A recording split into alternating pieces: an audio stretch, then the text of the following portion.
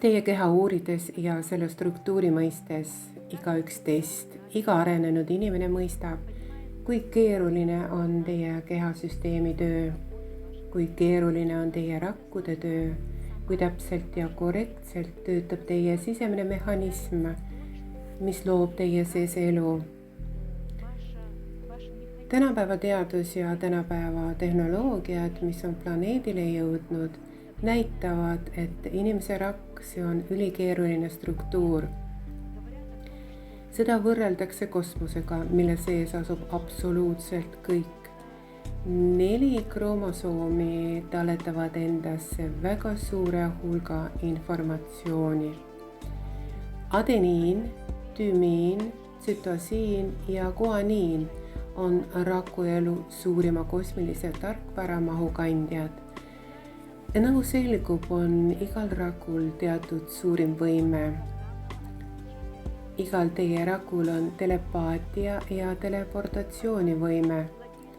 See tähendab, et teie rakkudes asuvad metalloensüümid on võimelised informatsiooni lugema ja edastama. Ning siis see protsess toimub, kus meie sees sünnib meile teadvustamata iga sekund, iga hetk uusi rakke. Igal inimesel sureb tohutu hulk rakke ja nende asemel sünnib tohutu hulk uusi rakke, noori rakke, kes annavad meile võimalused elu jätkata, omada head tervist, kõrget immuunsust, arenenud teadvust ja nii edasi ja nii edasi. See tähendab terviklikku tugeva bioloogilise organismi. Teie rakud saavad iga minut ja iga hetk energiainformatsiooni laineid, mida loevad metalloensüümid ja see on teaduslikult tõestatud. Edastavad seda informatsiooni, neid programme teie DNA-le, RNA edastab programmi DNA-le ja DNA salvestab selle ja hakkab looma teile sisemist olekut. Seepärast, mu sõbrad, kui te millestki kuulete, toimub teil kohe sisemine enesekodeerimine. Eriti siis, kui te midagi kuulete ja usute sellesse väga tugevalt, kas kartsite midagi või vastupidi, te tõepoolest tahtsite midagi, mis teid köitis või teile väga meeldis.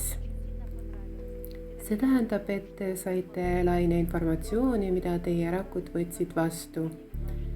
Olles vastu võtnud informatsiooni, rakud kodeerisid end ise. Olles end ise kodeerinud, hakkasid nad töötama juba uute ise kodeeritud informatsiooni väljade ehk informatsiooni järgi ja RNA on selle informatsiooni juba salvestanud, kuna ta on energiainformatsioonilise komponendi kandja. Alles hiljuti on teaduslikult tõestatud fakt, et inimese DNA suudab oma programme muuta. See on teaduslik fakt. Kui te näiteks kordate mingit lauset või mingit kaunist luuletust või siis mingit positiivset mõtet 3 korda päevas 21 päeva jooksul, siis see muutub teie eluprogrammiks. See tähendab, et teie DNA hakkas tööle juba selle programmi järgi. See on teaduslikult tõestatud fakt. Inimkonnal jääb üle võid õppida õigesti mõtlema ehk siis ennast programmeerima, looma oma isikliku eluprogrammi, nimetame seda nii. Ja teie rakud, teie informatsiooni komponent, teie sisemine mehhanism on valmis tajuma ja taas tootma.